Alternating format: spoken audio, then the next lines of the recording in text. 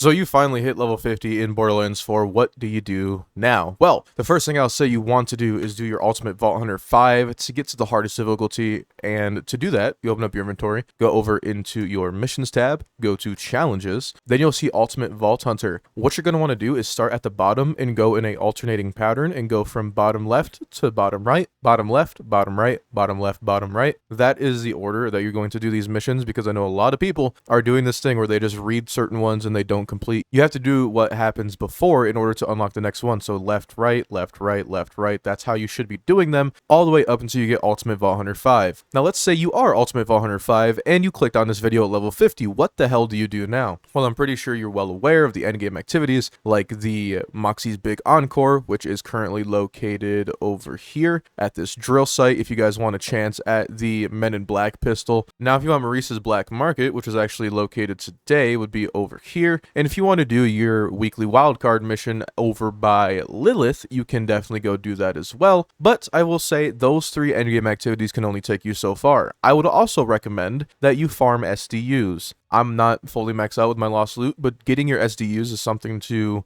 do that is actually pretty, not time consuming, but it's actually kind of fun. And the way I recommend doing this is just simply going over to your map and doing things in order to get them as quick as possible. Drill sites will give you 40. Not only drill sites, bunkers will give you quite a bit. So will the great crawlers. These give you 40 as well, but eventually you're going to run out of those and you're not going to have enough for SDU spaces. So after you do that, if you want the most time for your buck when it comes to actually getting more, I would recommend either doing the throwable little lost capsules. Those do give a decent amount, but what I got the majority of mine from were actually the propaganda speakers, because each one of these defenses gives you like 20 and they don't last that long. If you're just running around doing them, they are actually pretty damn easy to do. But get those SDUs upgraded, get them maxed out, might as well, something for you to do. You could also go around the map and do all the collectibles in each area, and if you have OCD like me, you like seeing all the green completed areas and you want to see all these blues turn green, and that's my goal, hopefully before any DLC content drops. Not everybody plays this way, not everybody's a completionist, but if you do fall under that category, that is definitely something fun to do while you're waiting for content to drop or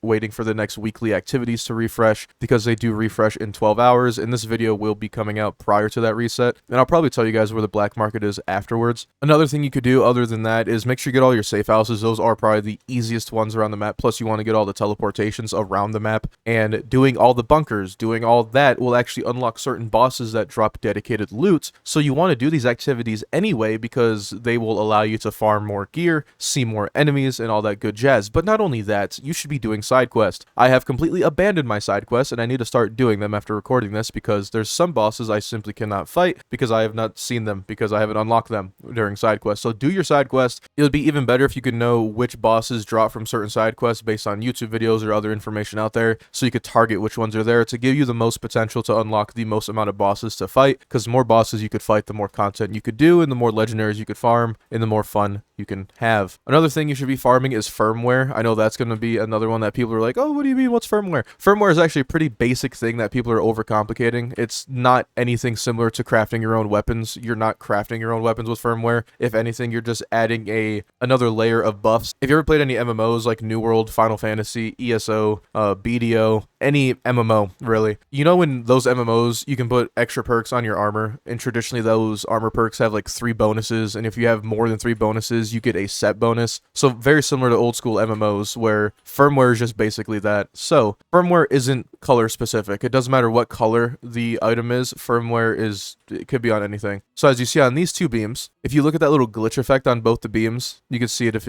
I sit still. That means there's a piece of firmware on that gear. You see how that beam doesn't have those little glitch effects? The legendary beam has its own effects, but that little glitch that you see, that is what you have to look out for firmware. But why is this important?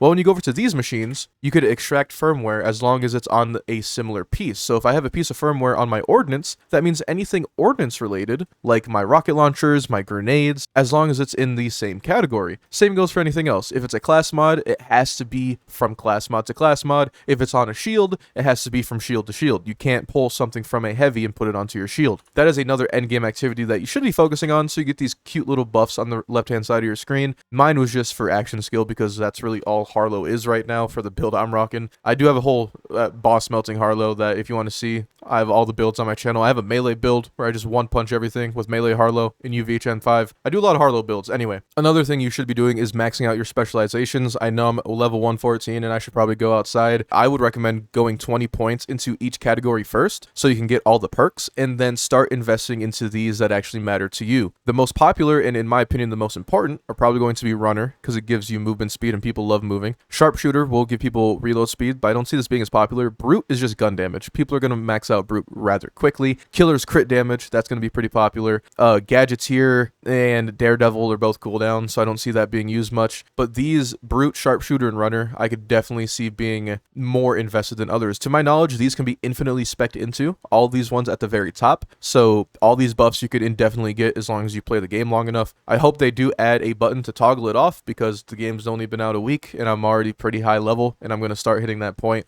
where I'm investing after the perks. But if you want to farm this as quickly as possible, any videos on YouTube that are fast XP farm and all that will work. But in my humble Termex opinion, go to the drill site down here. I'll zoom out my map to make it easier on you. Right over here at the bottom, zoom in. You're going to be doing the pitted stain. If you have friends, while you're doing the pitted stain, have somebody do the prospects over here. If you have even more friends, while you're doing the pitted stain, while your friend is at the prospects, you're going to have a third friend do the world events that spawns over here or over here. If there is no world events, just have your friend kill the enemies over by the Pester's Grotto. So you guys are basically having a three-way right here. You guys will collectively share everybody's XP because you're all in the same area. Good way to have it. And if somehow you have a fourth friend, have him do the roaming pasture so you have this nice little four-way going over into the map of XP. You guys will easily get a bunch of specializations rather quickly. And if you're wondering how I'm 114, that's exactly what I did. Farming customizations. Customizations are something I have a little bit of OCD from, but a lot of these cosmetics are simply from completing missions, so that kind of goes earlier into our previous point of do all your side quests. Just get them all done. Experience, in my opinion, the best part of Borderlands, which is doing the side quests because I think they're the funniest. They could either be the deepest, they can make you laugh, they can make you cry. It's a great experience. I'd recommend doing that. But cosmetics are something else you can do that I would recommend because cosmetics are just fun. Might as well 100% the game. You can get different paint jobs for your vehicle, different engines for your vehicle. Now, when you look into your vehicle customization, the objectively best one here for the engine basically is going to be Torgue. Has the highest speed, highest acceleration, highest boost. Does have the highest handling, but who cares because it's the fastest in the game. It's what you're probably going to want to use. Another thing you can do is go into your missions tab and go over into challenges. And when you're here, what you could also be doing when you're going through here is just going through all these categories if you're that type of guy and just simply go one of these. What are the challenges? Do them. Get the rewards, because a lot of these rewards, a lot of these aren't only XP, cash, iridium, a lot of these are cosmetics. People did not know this. Going into your character, a lot of these are just XP, but I'm just trying to find some that will give you. That one gives you cosmetics. A lot of these will give you cosmetics locked behind challenges. Plus, it's a lot of money. It's a lot of everything, really. Just a lot of things that you can be doing while you're waiting for new content to drop, and just something to do in between the week. This one even gives you a vehicle skin. So the more you do, the more you 100%, the more rewarded you get for it, which is something I also recommend. And on top of all else, if you really don't have anything else to do, farm your builds, farm your optimized builds. Go look up a build video if you have to, theory craft a little bit, do some things that nobody else is doing, try to make your own builds work, do the normal Borderlands stuff as always. But let's say all this is boring to you. You've done all this, somehow you did everything I just talked about, or you're just not that type of person. I just want to let you know it is completely okay if you're bored already to drop the game and wait for new content to come out. That's completely normal. Or hey, make a brand new character if that's your cup of tea, but I'm personally not going to do that because the map does not save between characters, so I think that's really, really bad. But that is the complete guide on what to do after you hit level 50 in Borderlands 4. Everything that there is to do, everything that you want to do. You can go around, kill these bosses, of course, get all your collectibles, do everything in that aspect, and hopefully we have new content before everybody has burned themselves out on the whole map of Kairos. And